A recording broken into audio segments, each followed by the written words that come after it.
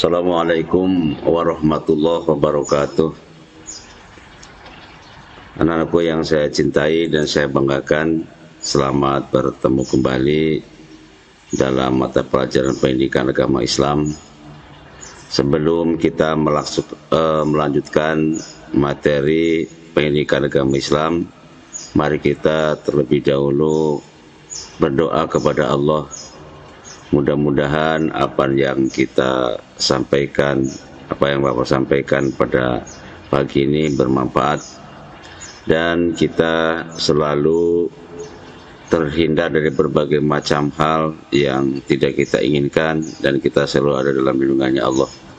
Mari kita berdoa dimulai bismillahirrahmanirrahim. Raditu billahi robba wa bil islami dina wa bi muhammadin nabiyya wa rasulah. Rabbi zidni ilma warzuqni fahma bi rahmatika ya arhamar rahimin.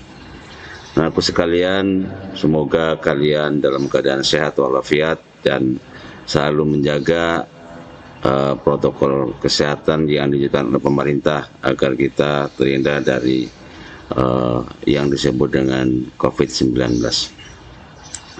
Pada pertemuan yang lalu kita sudah membahas masalah faraid atau ilmu mawaris, dari mulai dasar hukumnya sampai kepada dzawil furud dan lain sebagainya.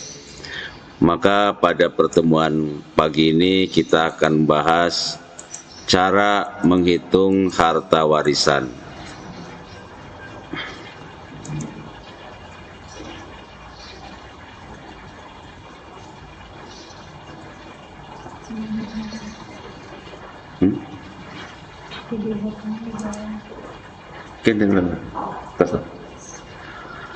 Cara menghitung harta warisan kita lihat di sini ya di layar.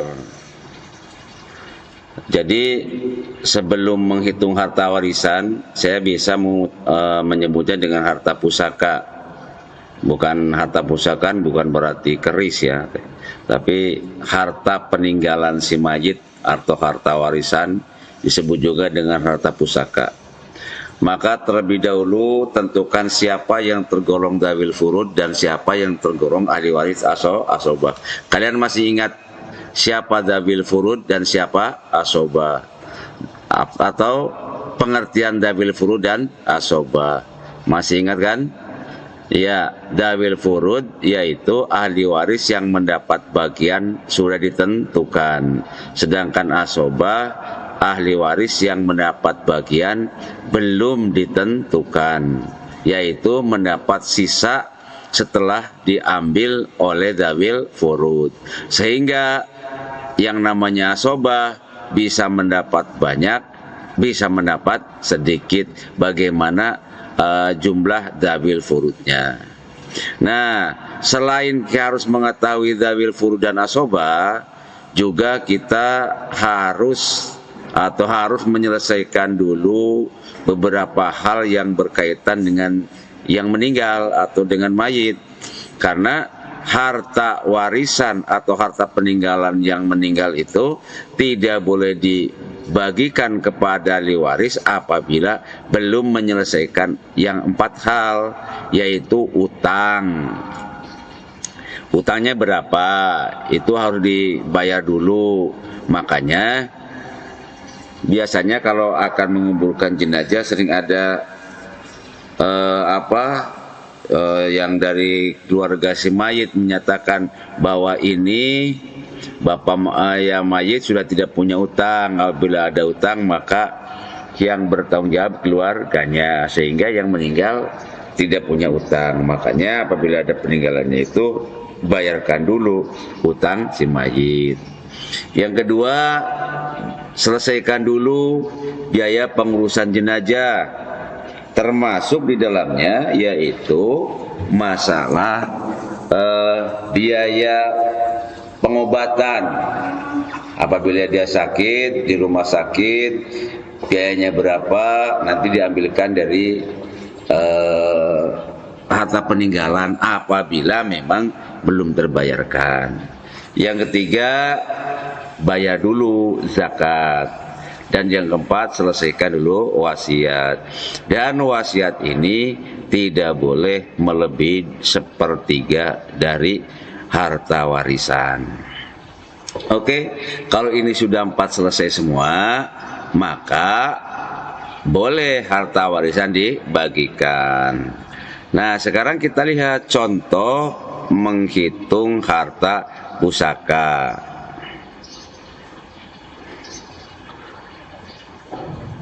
Di sini umpamanya ya, Bapak Badrun meninggal dunia, meninggalkan ahli waris. Ahli warisnya ada 5. 1, seorang istri. Yang kedua, ibu. Yang ketiga, 2 orang atau 2 anak laki-laki. Keempat, 2 orang anak perempuan. Dan yang kelima, saudara laki-laki. Tentukan ini dulu, siapa yang asobah, siapa yang dzawil furud. Istri termasuk dzawil furud atau asobah? Istri termasuk dzawil furud. Ibu dzawil furud. Anak perempuan dan anak laki-laki menjadi asobah. Kalau anak laki-laki namanya asobah binafsihi, anak perempuan namanya asobah bil ghair. Adapun saudara laki-laki ini terhalang atau dimahjub. Ini saudara laki-laki nggak dapat. Mengapa? Karena ada anak laki-laki, maka saudaranya yang laki-laki tidak dapat. Teruskan. Adapun harta yang ditinggalkan ada 200 juta. Dia Bapak Badrun punya utang sebesar 10 juta. Biaya pengurusan jenazah habis 10 juta. Maka harta pusaka yang 200 juta dikurangi utang dan biaya pengurusan jenazah, 200 dikurangi 20 juta menjadi, sisanya menjadi 180 juta. Cara menghitungnya tentukan dulu. Istri mendapat 1/8, ibu mendapat 1/6. Untuk itu maka cari dulu pokok masalahnya atau angka yang dapat untuk membagi 6 dan 8, yaitu 24. KPK-nya cari dulu faktor persekutuan terkecilnya. Istri mendapat 1/8, ibu mendapat 1/6. 1/8 kali 24 dapat 3. Ibu 1/6 kali 24 dapat 4. Jumlahkan, ada 7. Nah, ini yang 7 bagian ini untuk istri dan ibu, namanya dzawil furud. Untuk anak, yaitu anak laki-laki dan anak perempuan, ini anak laki-laki dan anak perempuan jadi asobah dengan ketentuan anak perempuan mendapat setengah dari anak laki-laki, atau anak laki-laki mendapat 2 bagian dari anak perempuan. Dengan berdasarkan Al-Quran, lidzakari mislu hadzil unsayain, untuk laki-laki mendapat 2 bagian anak perempuan. Anak sebagai asobah tadi kan 24 yang dapat membagi 8 dan 6. Nah, ini hasilnya ada 7 untuk istri dan ibu. 24 diambil 7, sisanya 17. Yang 17 ini adalah bagian anak, yaitu anak laki-laki dan anak perempuan. Saudara laki-laki terhalang atau mahjub oleh anak laki-laki, jadi tidak mendapat warisan. Sehingga dihitungnya begini. Istri 3/24 kali 180 juta mendapat uang 22.500.000. Ibu 4/24 kali 180 juta mendapat 30 juta. Anak, yaitu anak laki dan perempuan, kita nanti dirinci lagi ya. Anak 17/24 kali 180 juta mendapat 127.500.000. Apabila dijumlahkan ini sudah tepat, maka perhitungannya benar. Ini jumlahnya 180 ya, tuh sesuai dengan ini. Nah, bagian anak dibagi 6. Mengapa? Karena anak laki-laki 2 bagian di anak perempuan. Anak perempuannya berapa? 2. Nih anak perempuannya 2. 2 kali 1, 2. Anak laki-lakinya berapa? 2 orang. 2 kali 2, 4. Makanya ini dibagi 6. Jadi 120.500 dibagi 6 dapat 21.500.000. Jadi seorang anak laki-laki mendapat ini kali 2. Hasil ini kali 2. Jadi 21.250.000 kali 2 untuk anak laki-laki mendapat 42.500.000. Sedangkan seorang anak perempuan mendapatkan warisan sebanyak 21.250.000. Ini perbedaannya ya. Laki-laki dapat 2 bagian, anak perempuan dapat 1 bagian. Ini menghitung warisan apabila ada asobah. Insya Allah nanti akan kita hitung lagi yang tidak ada asobah dengan cara rod maupun aul. Nah, dan selanjutnya nanti kita bahas juga masalah perhitungan warisan dengan mempertimbangkan adanya harta gono gini.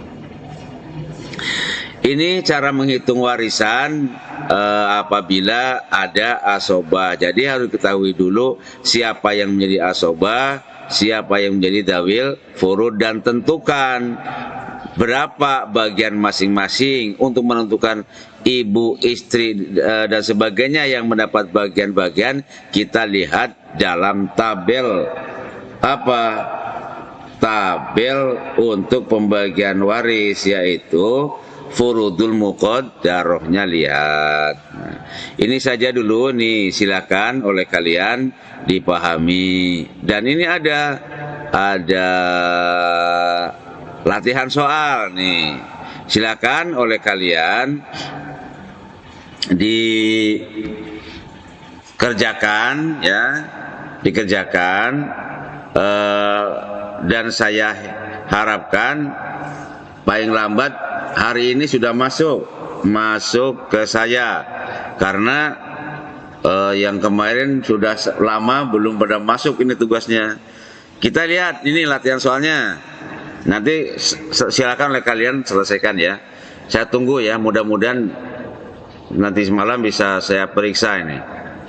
Diketahui harta pusaka ada 136.800.000 rupiah.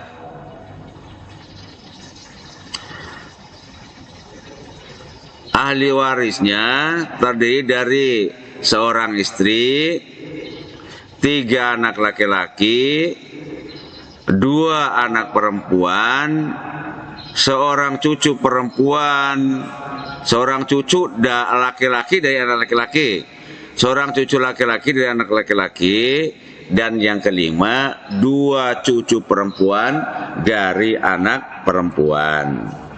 Silakan tentukan bagian masing-masing. Silakan kalau mau ditulis dulu soalnya.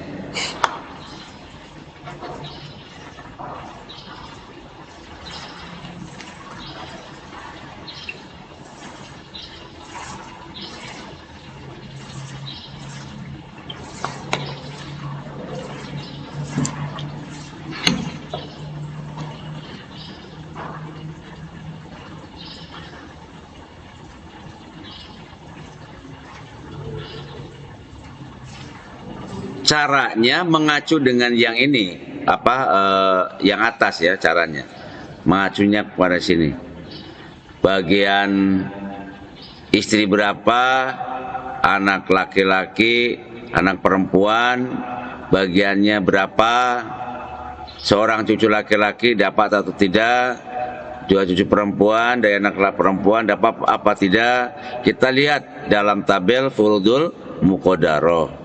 Itu nanti akan gampang untuk menentukan bagian masing-masing apabila sudah diketahui bagiannya. Silakan oleh kalian ini latihan soal-soal dibuat dan setelah selesai di foto ya, kirimkan saja lewat WA. WA-nya lewat grup kelas masing-masing. Sekian saja dari Bapak ya. Mudah-mudahan apa yang Bapak sampaikan dari perhitungan warisan dengan cara adanya asobah kalian mengerti dan dapat dipraktekkan. Dari Bapak cukup sekian dan mohon maaf apabila ada kesalahannya. Kita akhiri dengan doa kifaratul majlis. Subhanakallahumma wa bihamdika asyhadu an la ilaha illa anta astaghfiruka wa atubu ilaik. Assalamualaikum warahmatullahi wabarakatuh.